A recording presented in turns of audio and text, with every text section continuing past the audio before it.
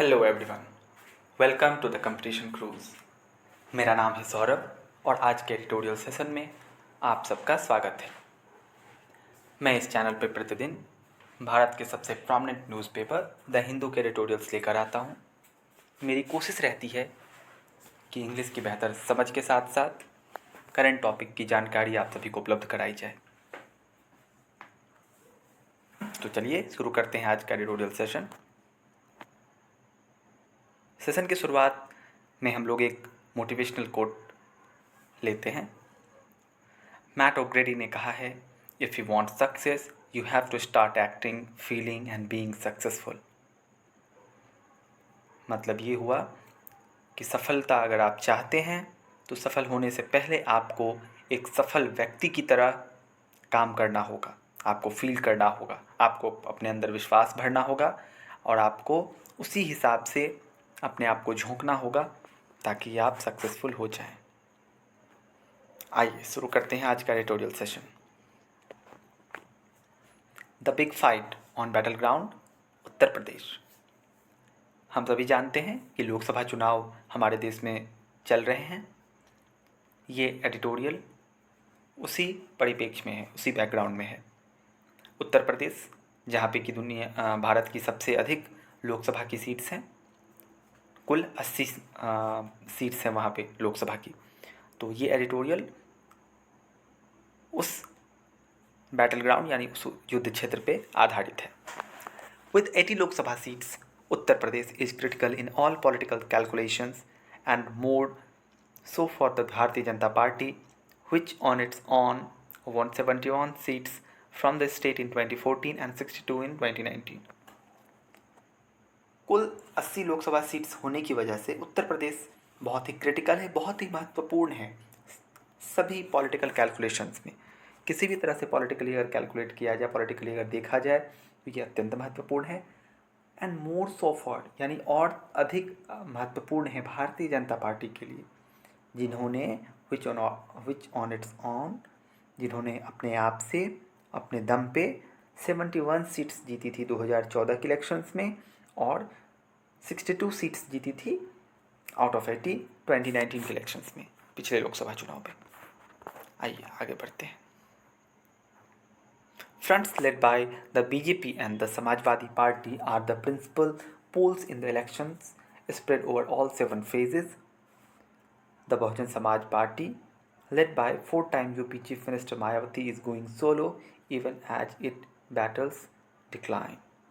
ध्यान दीजिएगा, जो फ्रंट है यानी अलायंस बनाई जाती हैं हमारे देश में। 2 प्रोमिनेंट अलायंस हैं, एनडीए जिसमें भारतीय जनता पार्टी मुख्य दल है और कांग्रेस के नेतृत्व वाली इंडिया गठबंधन, आप सभी ने सुना होगा।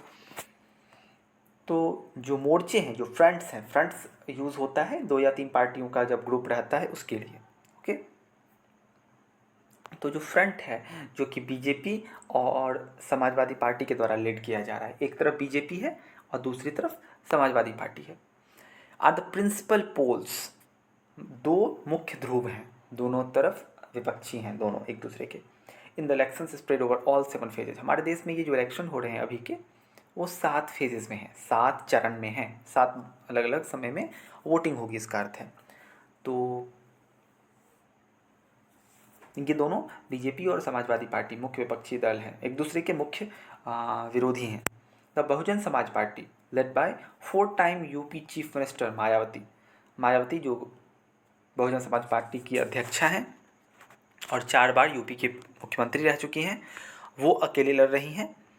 Even as it battles decline, इसके बावजूद कि मायावती की जो पकड़ है, मायावती का जो प्रभाव है अपने क्षेत्र पे, वो कम होता चला गया है, फिर भी वो अकेले ही चुनाव लड़ रही हैं। किसी भी देश की पार्टी के साथ, हमारे देश की किसी भी पार्टी के साथ उनका गठबंधन नहीं है। All India Majlis A Ittehadul Muslimeen AIMIM is trying to make its presence felt in alliance with another regional outfit. AIAM हमारे देश के एक छोटी सी क्षेत्रीय पार्टी है, वो कोशिश कर रही है कि अपने प्रेजेंस को यहाँ पे महसूस कराया जाए। उन्होंने अलायंस किया है बाकी रीजनल आउटफिट्स के साथ, उत्तर प्रदेश की बाकी रीजनल पार्टीज़ के साथ उन्होंने समझौता किया है। Several sub-regional outfits that largely draw their support from a single caste group is a confined area are weighing for autonomous space in alliance with other parties. बहुत सारे छोटी छोटी रीजनल पार्टीज़ हैं, वहाँ पे रीजनल आउटफिट्स हैं जो कि ज़्यादातर किसी पर्टिकुलर कास्ट ग्रुप्स को बिलोंग करती है, किसी पर्टिकुलर जाति को सपोर्ट करने के कारण आगे बढ़ती है।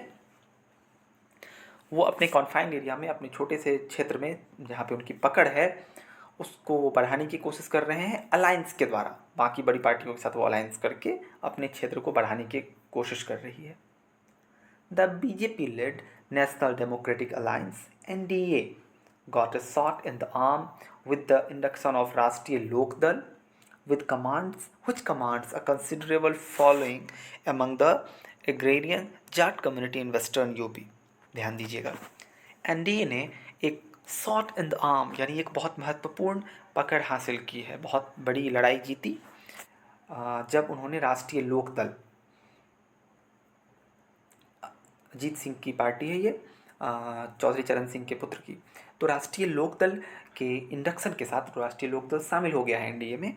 तो ये एक बहुत अच्छी खबर है एनडीए के लिए, क्योंकि राष्ट्रीय लोकदल अच्छा खासा कमांड रखता है। कहाँ रखता है?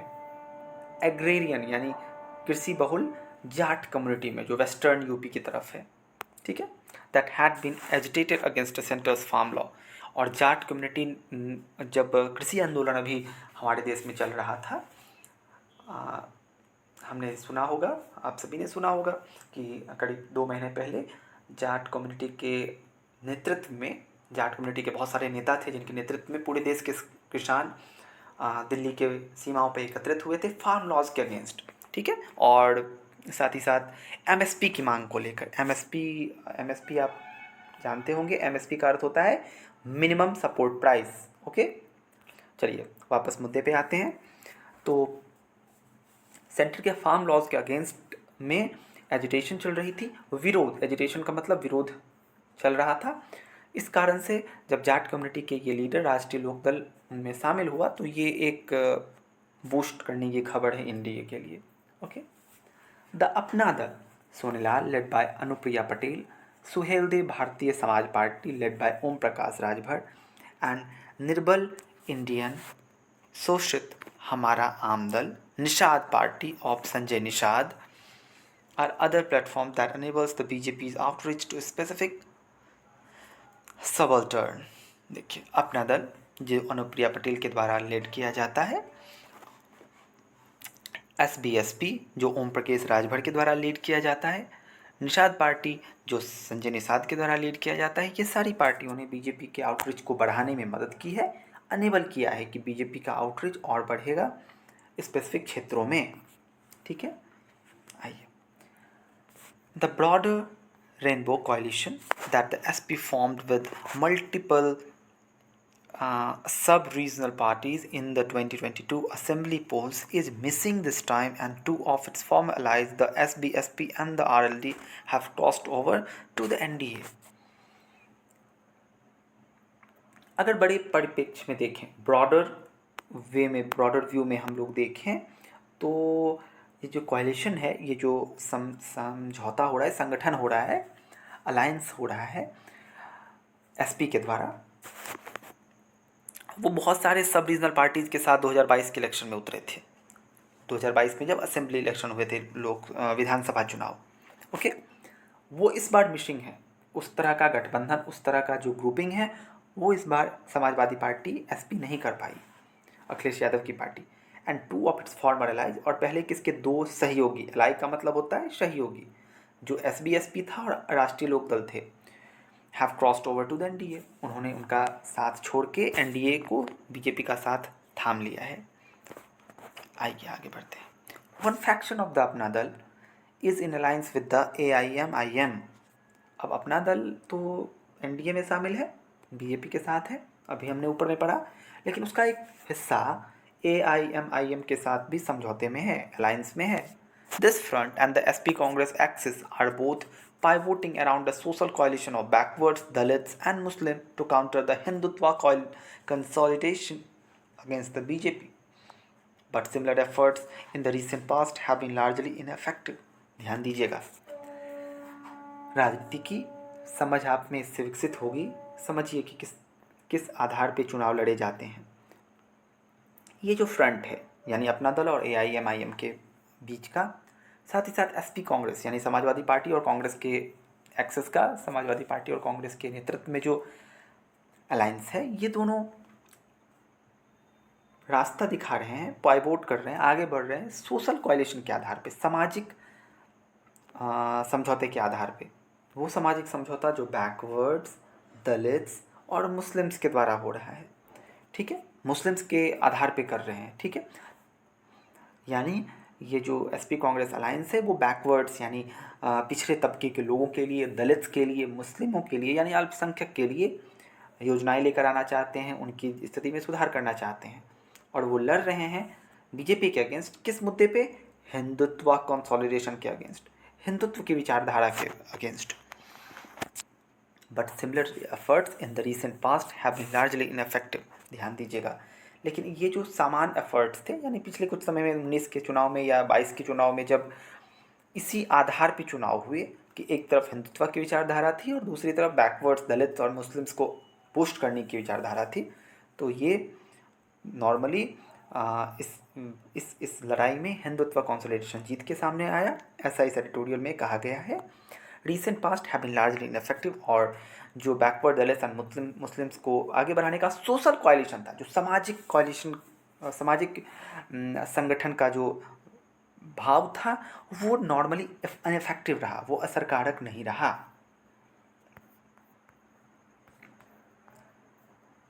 आइए आगे बढ़ते हैं।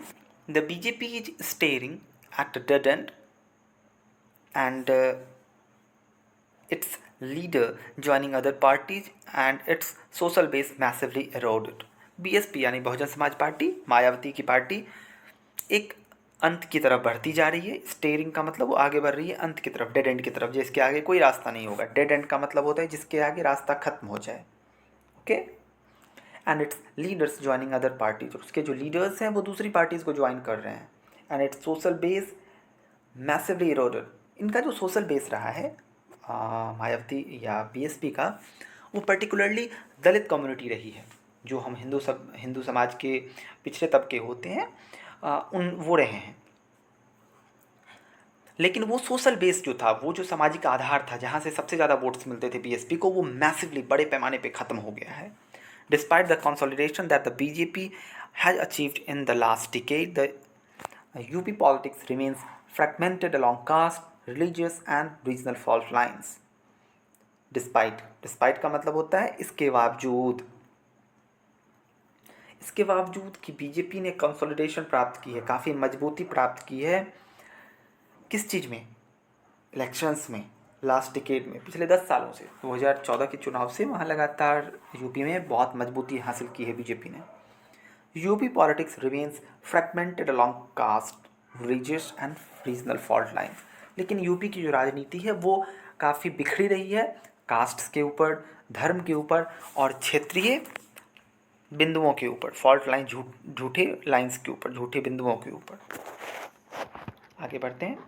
The state also happen to be the home to the most strident form of BJP politics, and the party expects to make gains from the opening of the Ram temple in Ayodhya and win more seats in the state that it did in 2019. ये state जो है वो मुख्य रूप से घर रहा है, केंद्र रहा है BJP के राजनीति का, ठीक है। मोस्ट स्टूडेंट फॉर्म, जो कि बहुत ही कठोर फॉर्म, जो कि सबसे ज़्यादा उग्र राष्ट्रवाद के तौर पे, सॉवनिज्म के तौर पे, ओके, जो नेशनलिस्टिक विचारधारा के तौर पे वो अपने आप को प्रस्तुत करते हैं, साथ ही साथ हिंदुत्व की विचारधारा के साथ, इन दोनों ही राष्ट्रवाद और हिंदुत्व का सम्मेलन सबसे एग्रेसिवली उन्होंने यूपी में यूज़ किया है, okay. And the party expects to make gains from the opening of Ram temple in Ayodhya. आप सभी लोग जानते हैं कि भगवान श्री राम का मंदिर अयोध्या में बनकर तैयार हुआ है। तो ये एक्सपेक्ट कर रही है पार्टी बीजेपी एक्सपेक्ट कर रही है कि वो इस मुद्दे पे फ़ायदा उठाएगी, गेन करेगी, यानी फ़ायदा उठाएगी कि उन्होंने राम मंदिर का उद्घाटन करवाया अयोध्या में और स्टेट में और अधिक सीटें जीतेंगी जैसा कि उन्होंने 2019 में किया था उससे ज़्यादा। The opposition needs to win a substantial number of seats in the UP to be viable as an alternative at the national level. ध्यान दीजिएगा कि यूपी क्यों इतना महत्वपूर्ण है। ऑपोजिशन को यानी विपक्षी पार्टी को, जिसमें मुख्य रूप से सपा और एसपी यानी समाजवादी पार्टी, अखिलेश यादव की समाजवादी पार्टी और कांग्रेस की गठबंधन की बात यहाँ कही जा रही है, उन्हें सब्सटैंशियल नंबर ऑफ सीट्स जीतनी होंगी यूपी में अच्छे खासे सीट्स उन्हें जीतने होंगे, तभी वो वायबल रह पाएंगे। वायबल मीन्स इफ़ेक्टिव रह पाएंगे नेशनल लेवल पे, राष्ट्रीय स्तर पे एक अल्टरनेटिव के तौर पे, एक विकल्प के तौर पे अपने आप को प्रस्तुत करने के लिए तभी सफल होंगे जब वो यूपी में अच्छा करेंगे। आइए आज के एडिटोरियल से रिलेटेड कुछ महत्वपूर्ण वर्ड्स को देखते हैं। डिप्लोमैटिक का मतलब होता है कूटनीति, ठीक है, कूटनीति या फिर जो डिप्लोमेसी से रिलेटेड हो, टैक्टफुल हो, ठीक है। डिप्लोमेसी का वर्ड नॉर्मली दो देशों के बीच संबंधों के लिए यूज़ किया जाता है, पर याद रखिएगा जब दो व्यक्तियों के बीच के संबंधों को या दो ग्रुप के बीच के संबंधों को बहुत ही केयरफुली चालाकी से सॉल्व किया जाता है तो उस समय भी हम डिप्लोमेसी का यूज़ करते हैं। डिप्लोमेटिक टाइज हम लोग यूज़ करते हैं, ठीक है। कॉलिशन, तो कॉलिशन का मतलब होता है एक टेम्पररी अलायंस जो कि कंबाइंड एक्शन के लिए किया जाए। जब दो पॉलिटिकल पार्टीज इलेक्शंस के लिए अलायंस बनाती हैं तो उन्हें कॉलिशन कहा जाता है, ठीक है। अलायंस का मतलब होता है जब कोई भी ऑर्गेनाइजेशन, कोई कंट्री मिल के एक ग्रुप बनाती है।